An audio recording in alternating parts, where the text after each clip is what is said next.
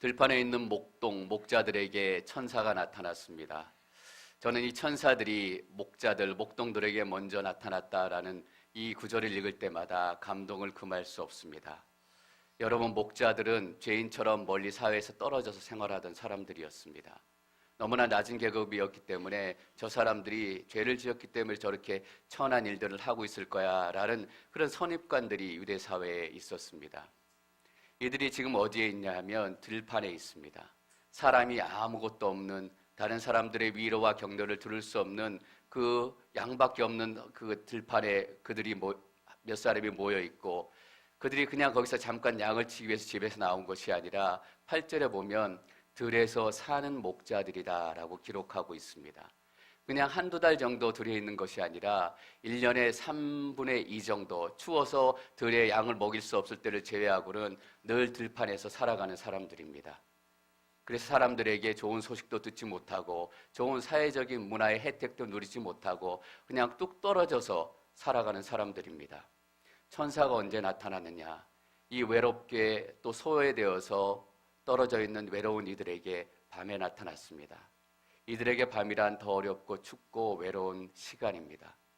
여러분, 우리 인생의 밤의 시간을 지나고 있을 때 마치 들판에 혼자 남겨진 것처럼 아무도 내 음성을 듣지 않은 것 같은 그 순간에도 하나님께서는 천사를 보내주셔서 여러분들의 밤을 깨기를 원하십니다.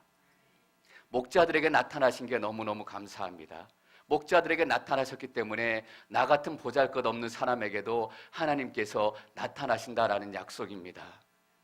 제사장들에게만 나타나셨다라고 생각해 보십시오. 우리는 하나님의 천사들이 하나님의 놀라운 메시지가 우리에게 도저히 임할 수 없을 것이다 라는 그 슬픔 가운데 살 수밖에 없었을 거예요. 하나님, 내가 자격이 없고 나는 하나님의 천사를 만날 그 자격도 없고 사람들의 도우심을 얻을 자격도 없습니다. 예수님 않으면 나는 도움을 얻을 것도 청할 것도 없습니다. 예수님, 내 인생 가운데 찾아와 주시옵소서. 밤과 같은 내 인생 가운데, 절망과 같은 내 인생 가운데 예수님 찾아오셔서 나를 만나시고 나를 위로해 주시고 나를 세워 주시옵소서. 하나님, 내가 예수 그리스도가 필요합니다. I need Jesus Christ more than yesterday. 어제보다 오늘이, 오늘보다 내일이 더 예수님이 필요합니다. I need Jesus Christ more than ever. 그 어느 때보다 내가 예수 그리스도가 더 필요한 상황 가운데 있습니다. 여러분, 절망 가운데 계시지요? 아픔 가운데 크리스마스를 보내시는 분 있을지 모르겠습니다. 여러분, 이렇게 고백하십시오. 내가 예수님이 필요한 사람입니다. 여러분 아세요? 나에게 찾아오신 예수님이 절대로 나를 떠나지 않는다라는 거예요. 절대로 나를 포기하지 않는다라는 거예요. 그리고 여러분, 이렇게 성탄에 고백하십시오. 내가 절대로 예수님을 떠나지 않겠습니다. 하나님을 떠나지 않겠습니다. 내가 하나님 곁에 머물겠습니다. 하나님께서는 우리의 주인이 되셔서 우리의 밤을 깨고 가장 외로운 들판에 천사들을 보내셔서 하나님의 메시지를 주기 시작하십니다. 10절 말씀 저희가 함께 읽습니다. 10절 시작.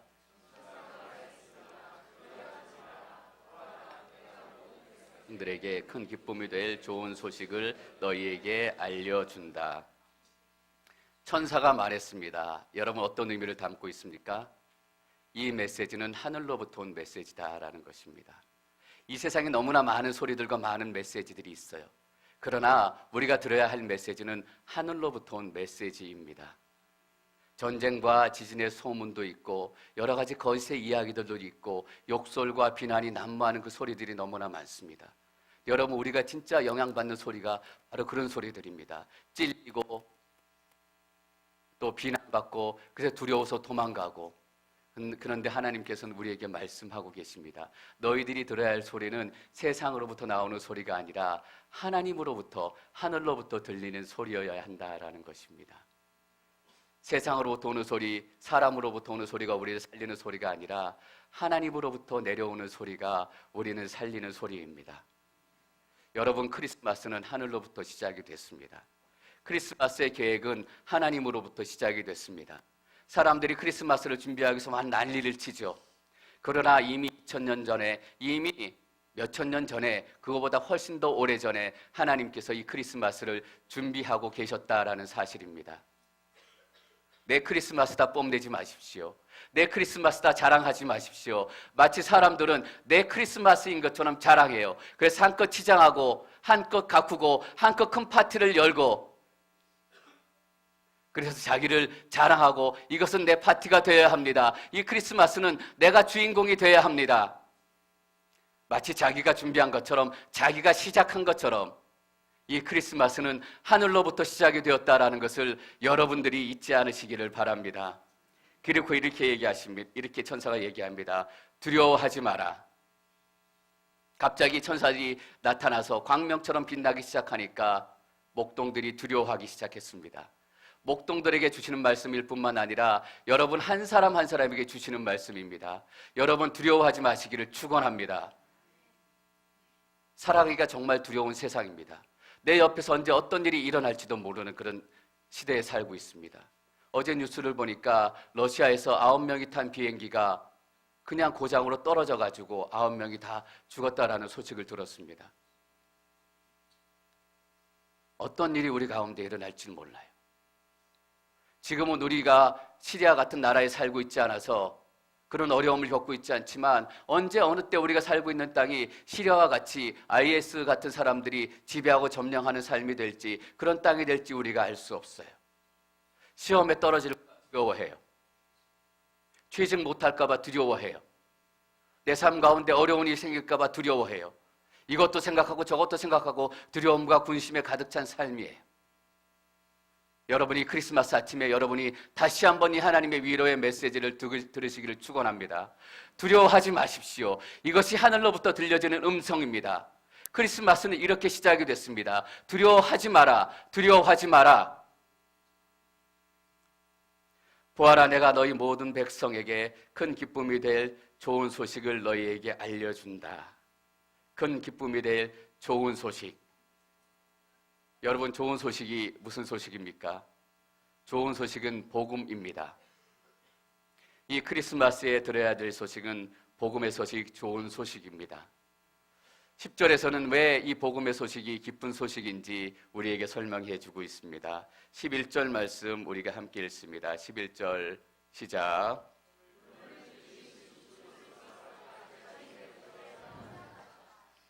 오늘 목자들이 듣는 그 순간, 하나님의 음성이 들리는 그 순간, 바로 그 순간에 예수 그리스도가 태어나셨다라고 천사의 메시지가 들려집니다. 여러분, 오늘이다라는 말씀을 기억하십시오. 오늘 그 일들이 여러분의 삶 가운데 일어나야 합니다. 크리스마스는 우리의 과거의 추억도 아니고, 내가 돈 많이 벌면 정말 삐까뻔쩍한 크리스마스 파티를, 잔치를 한번 해볼 거야, 우리 꿈과 그냥 환상 가운데 남아있는 크리스마스가 아니라, 오늘 예수님께서, 하나님께서 목소하셨던 그 크리스마스의 모습이 그대로 우리 삶 가운데 드러나야 한다라는 사실입니다. 여러분, 오늘 프레젠트, 그 일들이 우리 가운데 일어나야 할 것입니다.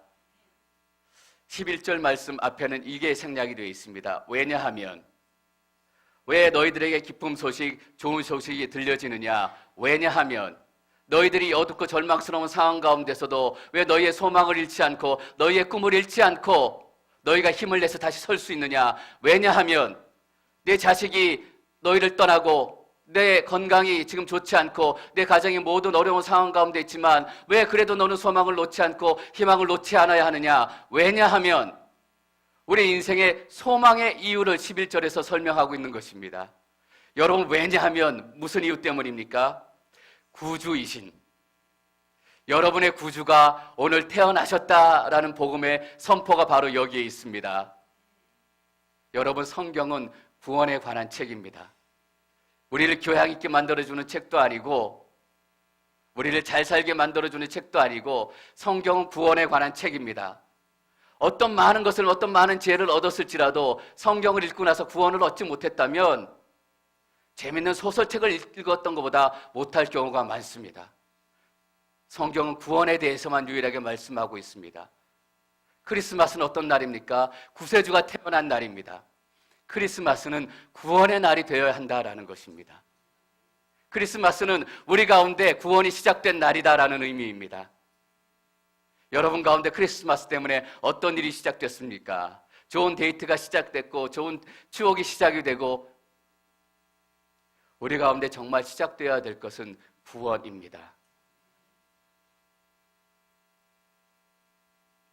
이 크리스마스를 통해서 정말 나누어져야 될 것도 이 구원의 메시지입니다. 볼 것 없는 네 인생, 추잡한 네 인생, 수치스러운 네 인생, 어디 가서 얼굴 들기도 창피하지, 어디 가서 네 이름 밝히기도 창피하지.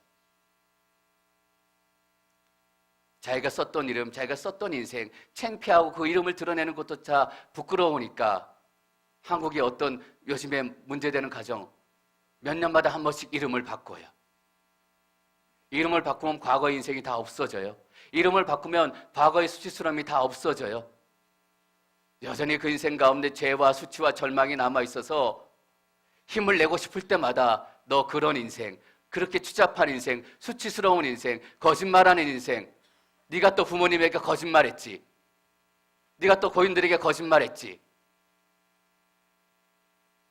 근데 복음의 메시지, 구원자가 오늘 나셨다라는 소식이 들립니다. 그러나 절망하지 마라. 너에게 메시지가 있다. 구원의 메시지가 있다.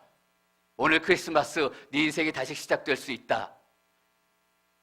여러분, 오늘 우리 인생은 다시 시작될 수 있습니다. 제가 이 크리스마스를 지나면서 제가 얼마나 연약하고 얼마나 약한 사람인지 다시 한번 보게 돼요. 그 어느 때보다 기뻐야 될 이 크리스마스 시즌에 목사인 내가 그 기쁨으로 충만하지 못한 제 자신을 보면서 야, 목사이지만 내가 이 정도밖에 안 되나? 이 정도밖에 못 사나? 여러분, 오늘 구주가 여러분의 삶 가운데 태어나셨습니다. 여러분의 수치스러움을 가려주실 것입니다. 여러분의 절망을 다 덜어내 주실 것입니다. 걷기도 힘드시고 한숨 쉬기도 힘드시지요. 하나님께서 한숨도 걷어가시고 다리에 힘도 주시고 마치 외양간에서 뛰쳐나온 소가 기쁨을 가지고 펄쩍펄쩍 뛰는 것처럼 여러분들이 예수 그리스도의 빛 때문에 다시금 기쁨으로 뛰는 인생이 될 것임을 믿음으로 선포하는 아침이 되시기를 바랍니다.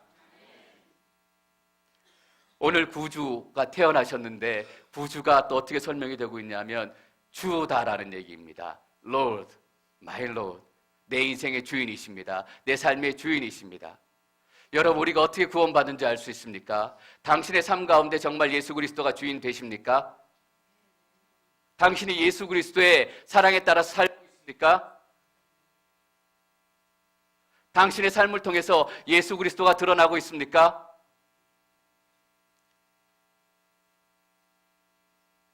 내 삶 가운데 예수님이 주인이시라면 여전히 넘어지고 여전히 죄가 있고 여전히 수치스러운 부분이 있지만 내가 예수님을 주인으로 모시고 삽니다. 이 약한 순간에도 예수님 함께 해주십시오.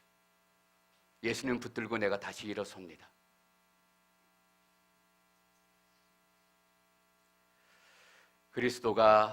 그리스도라는 말은 하나님께서 보내셨다라는 의미입니다. 다윗의 동네에서 태어나셨습니다. 우리의 구주가 되신 예수 그리스도께서 다윗의 동네 베들레헴에서 태어나셨습니다. 여러분, 베들레헴에서 태어나셨다라는 말이 얼마나 중요한 말씀인지 여러분 아시죠? 메시아가 베들레헴에서 태어날 것이다 라고 800년 전에 이미 예언이 되어 있습니다. 800년 전에 예수 그리스도가 베들레헴에서 태어나시기가 준비되어 있었다라는 의미입니다. 우리는 약속을 너무 쉽게 깨요. 우리 자녀들에게 뭐 사줄게, 이번에 시험 잘 보면 뭐 해줄게, 이런 약속 너무나 쉽게 해요. 부부간에 나와 결혼하면 손에 물 한 방울 묻히지 않게 해줄게, 그 약속도 못 지키고 살아요. 하물며 하나님 앞에 약속하며 결단하며 헌신하며 기도했던 하나님 앞에 드렸던 그 약속도 우리는 태반이 넘게 못 지켜요.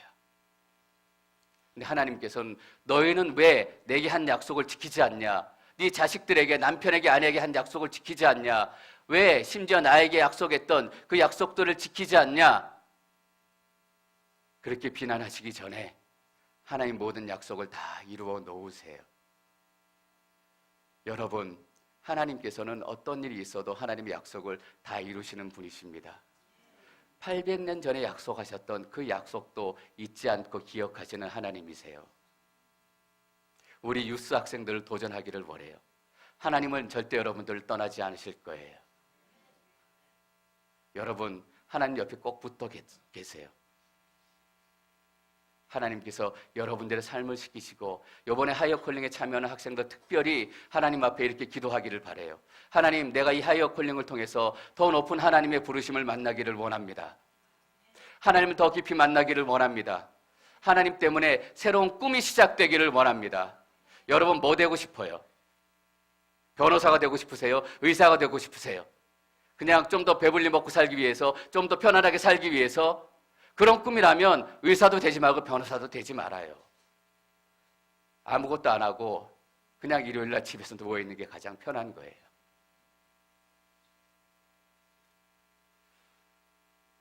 하나님께서 그 약속을 이루시고 그 약속을 우리를 통해서 이 땅 가운데 전해지기를 원하시는 거예요. 12절 말씀 저희가 함께 읽겠습니다. 12절 시작.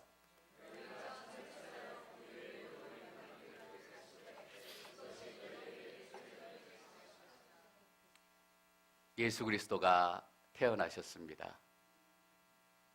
저는 여러분들에게 오늘이 몇 번째 여러분들의 크리스마스인가라는 것을 묻고 싶습니다. 저도 수많은 크리스마스를 보냈습니다. 크리스마스면 그냥 파티하고 친구들 만나는 날인 줄 알고 크리스마스 때문에 특별히 더 많은 용돈을 챙겨 들고 나가서 술도 먹고 친구들을 만나고 또 그냥 왁자지껄 그게 좋아서 그렇게 많은 크리스마스를 보냈어요. 그러나 여러분, 그것은 크리스마스가 아니에요. 아기 예수가 베들레헴에 태어났듯이 아기 예수가 우리 삶 가운데 태어나지 않는다면 여러분들이 얼마나 많은 12월 25일을 보냈든 상관없이 여러분은 하나님의 크리스마스를 한 번도 보내지 않은 것입니다.